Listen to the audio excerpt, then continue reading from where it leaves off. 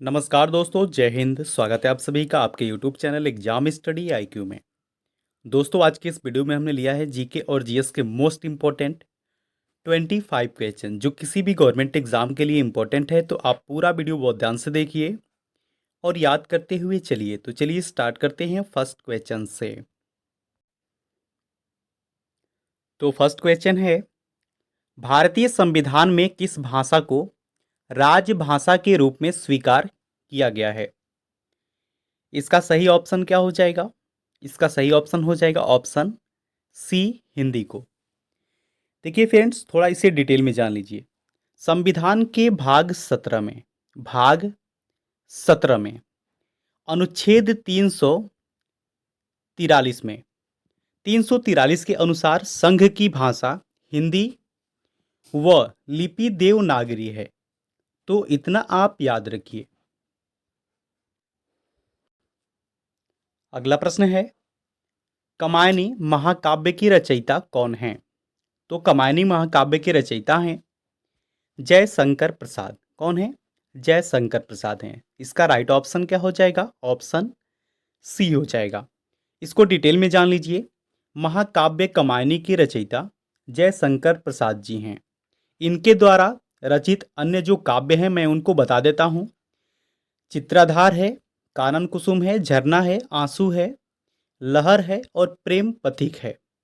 और कमायनी भी इनके द्वारा ही रचित किया गया महाकाव्य है। तो इस क्वेश्चन से आपको इतनी जानकारी मिलती है। अगला प्रश्न है, पृथ्वीराज रासो किस काल की रचना है? इसका राइट ऑप्शन क्या हो जाएगा? इसका राइट ऑप्शन हो जाएगा ऑप्शन ए, आदिकाल की। जो पृथ्वीराज रासो है यह आदिकाल की रचना है। और पृथ्वीराज रासो यह किसके द्वारा रचित किया गया है, यानी कि किसके द्वारा लिखा गया है? तो यह लिखा गया है चंद्रबरदाई के द्वारा। पृथ्वीराज रासो की रचयिता चंद्रबरदाई हैं।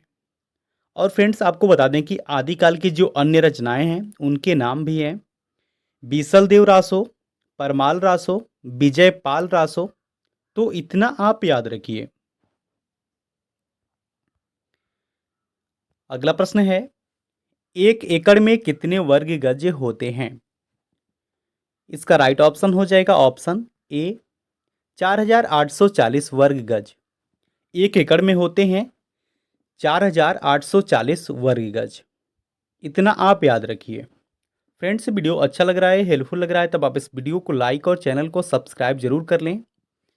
बेल नोटिफिकेशन को भी ऑन कर लें ताकि वीडियो का नोटिफिकेशन आपको मिलता रहे। इस चैनल से आपको निश्चित ही मदद मिलेगी।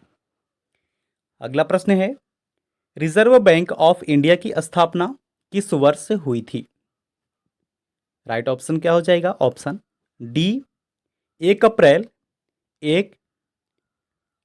अप्रैल 1935 को भारतीय रिजर्व बैंक ऑफ इंडिया की स्थापना की गई थी। इसको थोड़ा डिटेल में जान लीजिए। रिजर्व बैंक ऑफ इंडिया की स्थापना 1 अप्रैल 1935 ईस्वी को की गई थी तथा इसका राष्ट्रीयकरण जो हुआ था वो हुआ था 1 जनवरी 1949 को। जो भारतीय रिजर्व बैंक है इसका जब राष्ट्रीयकरण किया गया था, कब किया गया था? 1 जनवरी 1949 को इसका राष्ट्रीयकरण किया गया था। और आपको बता दें कि सन ऑसबोर्न स्मिथ आरबीआई के प्रथम गवर्नर थे। कौन? सन ऑसबोर्न स्मिथ आरबीआई के प्रथम गवर्नर थे। और इसकी स्थापना कब हुई थी? 1 अप्रैल 1935 को। अगला प्रश्न है, उत्तर प्रदेश राज्य का राज्य पक्षी कौन सा है? इसका राइट ऑप्शन हो जाएगा ऑप्शन डी, सारस या क्रोच। सारस को ही क्रोच कहा जाता है। तो उत्तर प्रदेश का जो राजकीय पक्षी है वह है सारस या क्रोच। अच्छा फ्रेंड्स, उत्तर प्रदेश का राजकीय पुष्प क्या है? पलाश। और उत्तर प्रदेश के मुख्यमंत्री कौन है? योगी आदित्यनाथ। और उत्तर प्रदेश की राज्यपाल कौन है? उत्तर प्रदेश की राज्यपाल हैं आनंदीबेन पटेल। और फ्रेंड्स, आपको बता दें कि जो उत्तर प्रदेश की राजधानी है वो है लखनऊ। और लखनऊ किस नदी के किनारे स्थित है? गोमती नदी के किनारे स्थित है। तो इतना आप याद रखिए। अगला प्रश्न है, निम्न में से कौन सा एक कंप्यूटर ऑपरेटिंग सिस्टम नहीं है? इसका राइट ऑप्शन क्या हो जाएगा? इसका सही ऑप्शन हो जाएगा option C, M S word. जो एम एस वर्ड है यह कंप्यूटर ऑपरेटिंग सिस्टम नहीं है। बाकी लिनक्स हो गया, एम एस डॉस हो गया और यूनिक्स हो गया, ये ऑपरेटिंग सिस्टम हैं। और थोड़ा इसे डिटेल में जान लीजिए। जो एम एस वर्ड है यह एक लोकप्रिय वर्ड प्रोसेसिंग सॉफ्टवेयर है। इसमें टेक्स्ट, चित्र तथा ग्राफिक्स का निर्माण किया जाता है तथा टेक्स्ट की फॉर्मेटिंग भी की जाती है, जबकि अन्य सभी कंप्यूटर ऑपरेटिंग सिस्टम हैं। तो इतना आप याद रखिए। अगला प्रश्न है, कंप्यूटर में निम्न में से कौन सी इनपुट डिवाइस नहीं है? इसका राइट ऑप्शन हो जाएगा ऑप्शन बी, प्रिंटर। जो प्रिंटर है यह इनपुट डिवाइस नहीं है, यह एक आउटपुट डिवाइस है। थोड़ा इसे डिटेल में जान लेते हैं। कंप्यूटर की इनपुट डिवाइस जो होती हैं, कीबोर्ड हो गया, माउस हो गया, जॉयस्टिक हो गया, प्रकाशीय पेन हो गया, स्कैनर हो गया, bar code reader, MICR, mark reader, digital camera हो गया, माइक हो गया, स्पीच हो गया, स्पीच सिस्टम हो गया इत्यादि, यह कंप्यूटर के इनपुट डिवाइस हैं। बाकी आपको बता दें कि कंप्यूटर के आउटपुट डिवाइस तो मॉनिटर हो गया, प्रिंटर हो गया, प्लाटर हो गया, स्पीकर, कार्ड रीडर और टेप रीडर, यह कंप्यूटर आउटपुट डिवाइस हैं। तो इतना आप याद रखिए। नेक्स्ट क्वेश्चन है, विश्व जनसंख्या दिवस कब मनाया जाता है? इसका राइट ऑप्शन हो जाएगा ऑप्शन सी, 11 जुलाई को। 11 जुलाई को प्रतिवर्ष विश्व जनसंख्या दिवस मनाया जाता है। अगला प्रश्न है, निमोनिया रोग शरीर के किस अंग को प्रभावित करता है? इसका राइट ऑप्शन हो जाएगा ऑप्शन ए, फेफड़े को। इसमें श्वास संबंधी तकलीफें होती हैं, यानी कि श्वास संबंधी रोग होता है। अगला प्रश्न है, निम्न में से सर्वाधिक सीमाओं वाला देश कौन सा है? इसका राइट ऑप्शन हो जाएगा ऑप्शन ए, चीन। जो चीन है फ्रेंड्स, यह 14 देशों के साथ अपनी सीमा साझा करता है। यहीं बात की जाए भारत की, तो भारत 7 देशों के साथ अपनी सीमा साझा करता है। बात की जाए ब्राज़ील की, तो जो ब्राज़ील है यह 10 देशों के साथ सीमा साझा करता है। बात की जाए कनाडा की, तो कनाडा जो है यह 4 देशों के साथ अपनी सीमा साझा करता है।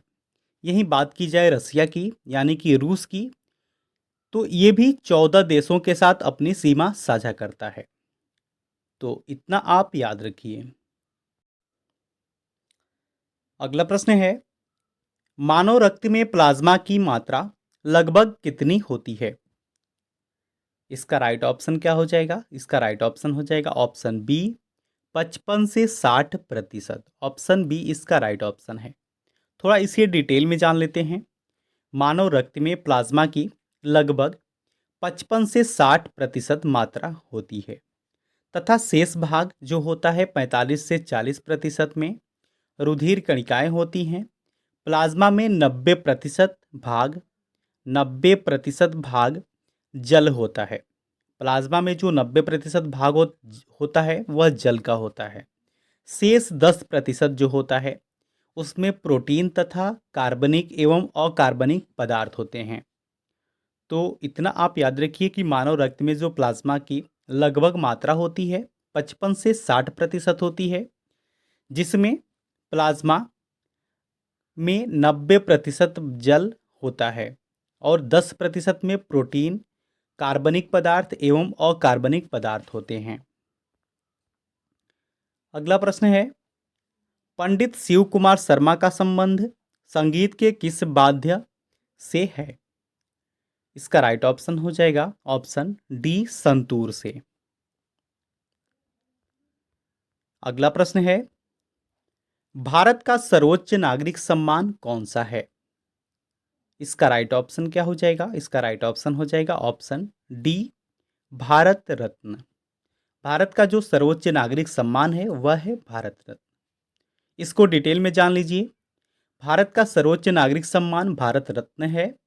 इसकी शुरुआत 1954 ईस्वी में हुई थी। कब हुई थी?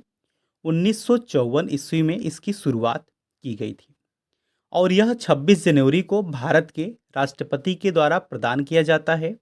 इसमें मेडल पर सूर्य का चित्र अंकित होता है और इसमें कोई भी राशि प्रदान नहीं की जाती है।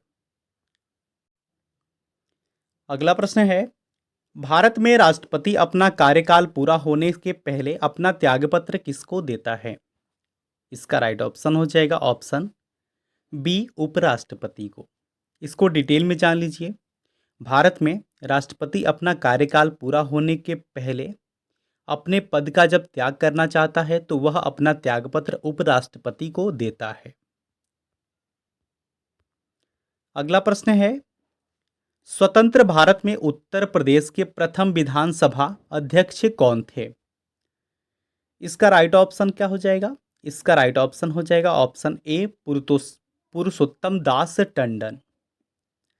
आपको बता दें कि जो स्वतंत्र भारत में उत्तर प्रदेश राज्य के प्रथम विधानसभा अध्यक्ष थे वो थे श्री पुरुषोत्तम दास टंडन, जो कि 31/7/1937 से 10/8/1950 तक थे।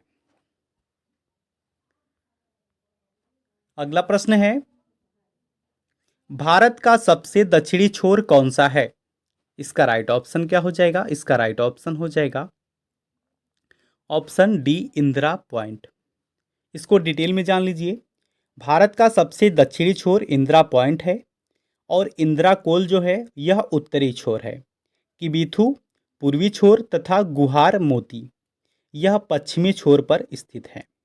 तो इतना आप याद रखिए। अगला प्रश्न है, भारत में जहांगीर का शासनकाल क्या था? इसका राइट ऑप्शन हो जाएगा ऑप्शन ए, 1605 से 1627 ईस्वी तक। इसको डिटेल में जान लीजिए। भारत में जहांगीर का जो शासनकाल था वह था 1605 से 1627 तक और इसका शासनकाल चित्रकला का स्वर्ण युग कहलाता है। यानी कि चित्रकला का स्वर्ण युग था इसका शासनकाल।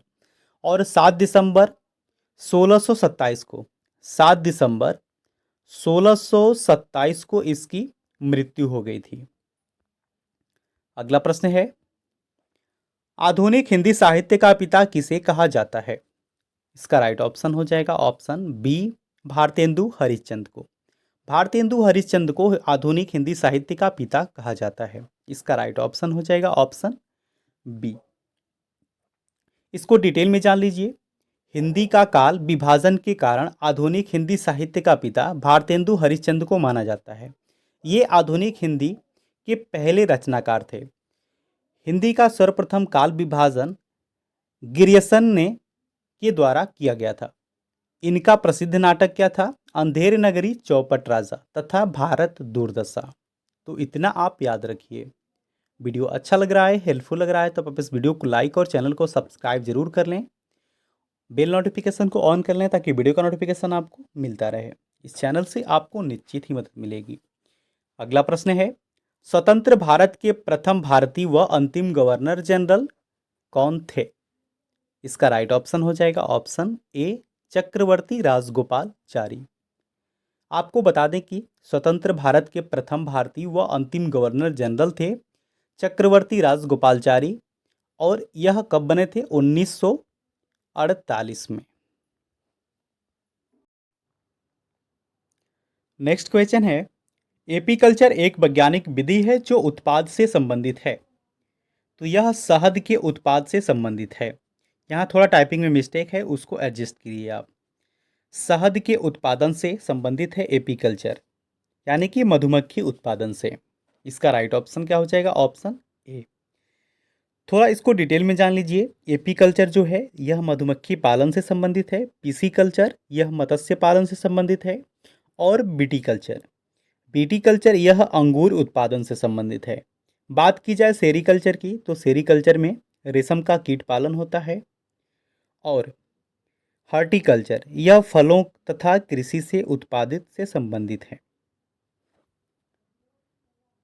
अगला प्रश्न है, ऋग्वेद संहिता का 9वां मंडल पूर्णतः किसको समर्पित है? इसका राइट ऑप्शन हो जाएगा ऑप्शन डी, सोम और इस पेय पर नामांकित देवता से। इसको डिटेल में जान लीजिए। ऋग्वेद का 9वां मंडल सोम देवता को समर्पित है। सोम एक प्रसिद्ध पौधे का रस था जो हिमालय के मुंजवत शिखर पर होता था। सोम का व्यवहार केवल धार्मिक उत्सवों पर किया जाता था। तो इतना आप याद रखिए। अगला प्रश्न है, निम्नलिखित में से कौन असम में 1857 की क्रांति का नेता था? इसका राइट ऑप्शन क्या हो जाएगा? इसका राइट ऑप्शन हो जाएगा ऑप्शन ए, दीवान मनीराम दत्त।